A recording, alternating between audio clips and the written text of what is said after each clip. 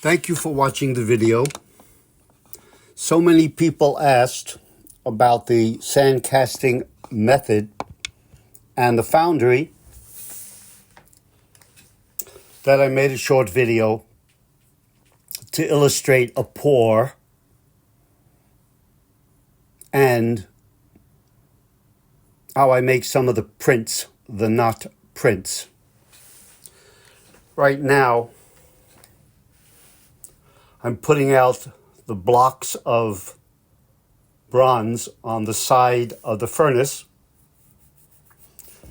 to heat up slowly, since it takes about an hour to reach the 1800 degrees.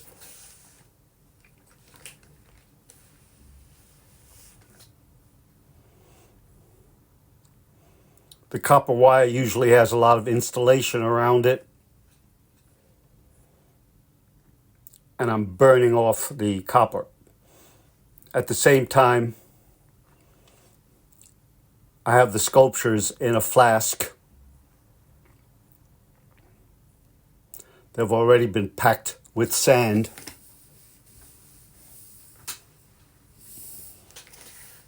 And there's a space at the top in which to pour the molten bronze. This produces a contained explosion because the hot bronze burns out the styrofoam instantly.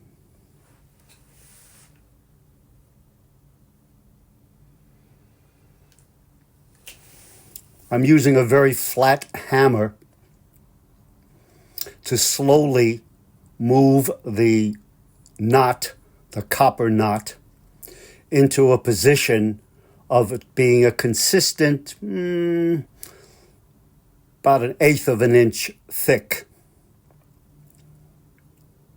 It's done slowly so the copper doesn't break and bonds to itself once it hits quite a few hundred degrees. Of course, at the same time, it breaks off the insulation. It takes about an hour for the bronze to hit the 1800 degrees inside this furnace. The furnace is rather a simple affair. Gas coming in one end, oxygen coming in the other.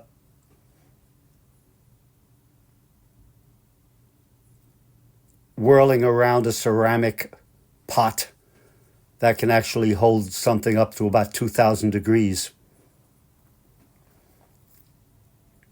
Now, throughout this hour's time, it gives me plenty of time to hammer out a few copper knots, which will be cleaned, perhaps chrome plated, and then run through a press. The press has like about a ton of pressure, and it presses the handmade wet paper over the knot and produces an intaglio print.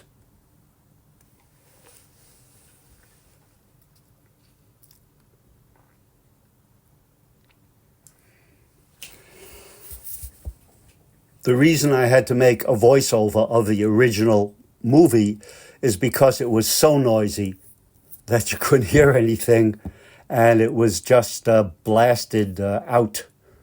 Also, I couldn't invite a lot of people because the foundry is really dirty and noisy and dangerous.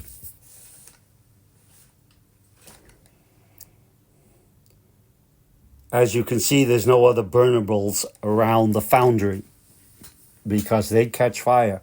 The sparks are all over the place. Those are two hoods which pull out a lot of air and heat.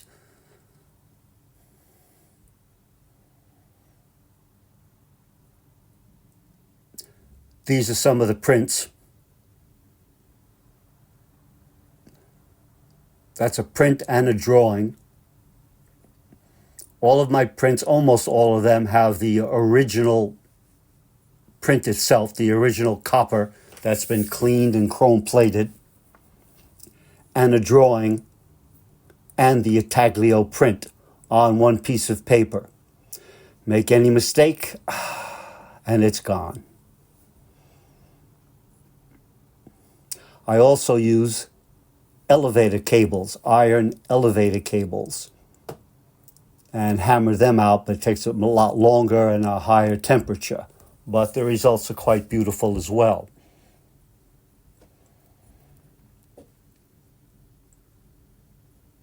This is one of the cables.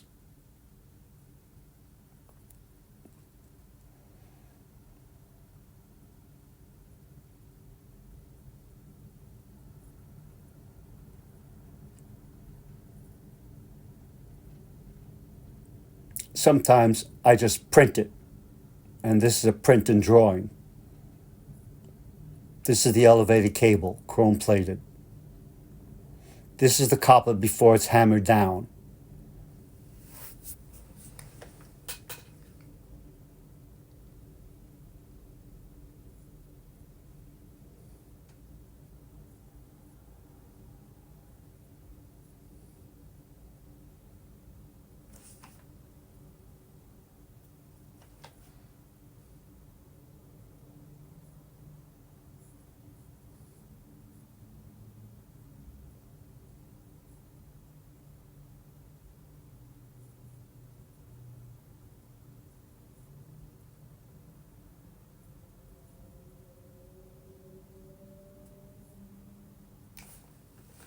The apron I'm wearing is leather, and most of the sparks will just fly off. And as you see, before I pour the bronze, I'll be completely dressed in leather.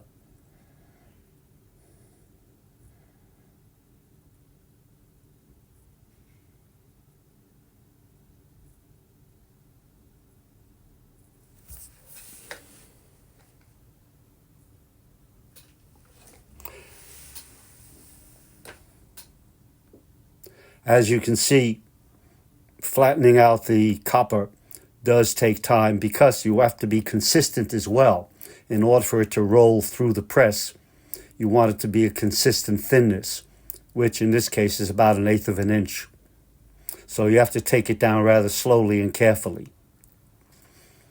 Now I'm just getting dressed in order to pour the molten bronze.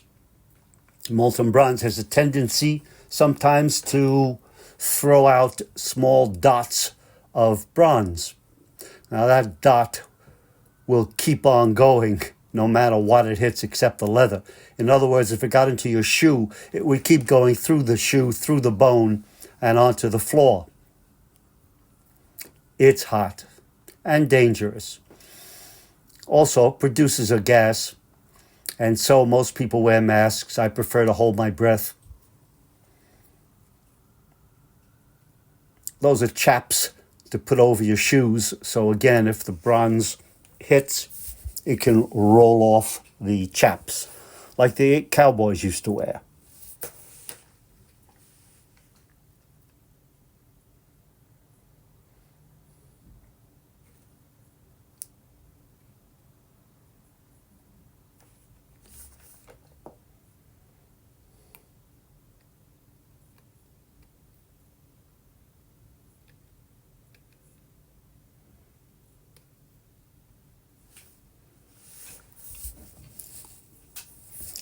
What I'm talking about now is just the words of caution, because the bronze will burn you no matter what it hits. So you're dressed so it rolls off.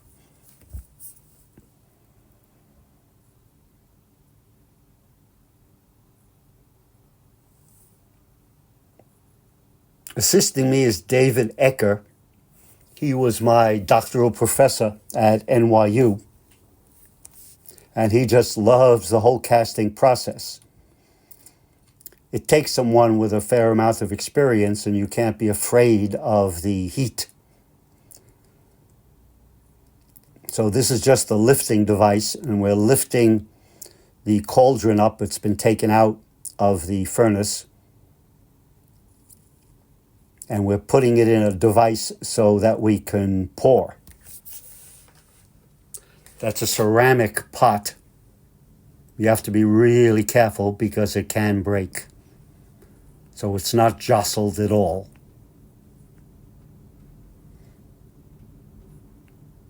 I'm taking off the drouse that's on top of the, floating on top of the bronze.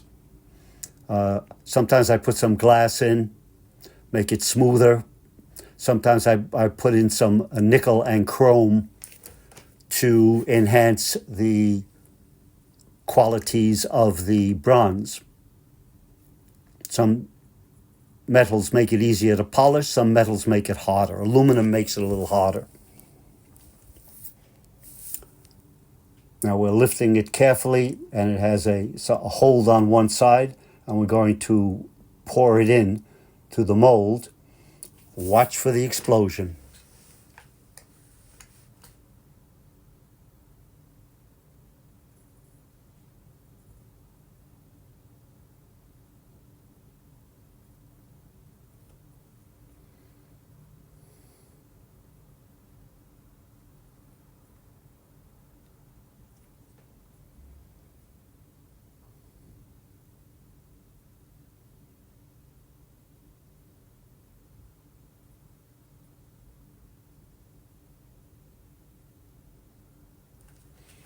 We put the pot back in the furnace so it can cool slowly, actually overnight. And the sculptures are usually left in the mold so they can cool overnight as well. Since they maintain a liquid form for a few hours. Well, actually, they about 20 minutes, but they're still somewhat soft. Of course, molecularly, they haven't compressed yet or aligned.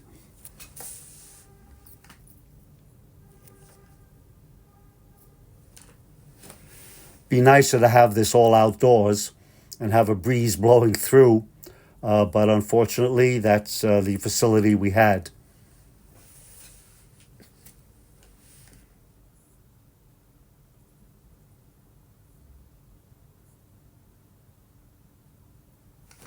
Yeah, it's pretty hot.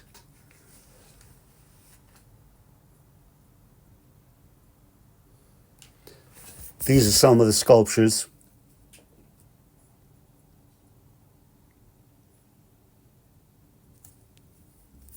Almost all have been made with styrofoam, but some have been made with different burnables, paper, cardboard, hair, anything that can burn rapidly.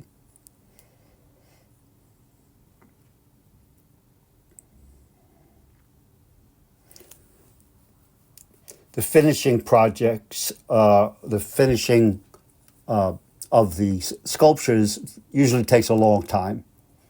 They have to be really cleaned, brushed, sanded in different ways, but always cleaned.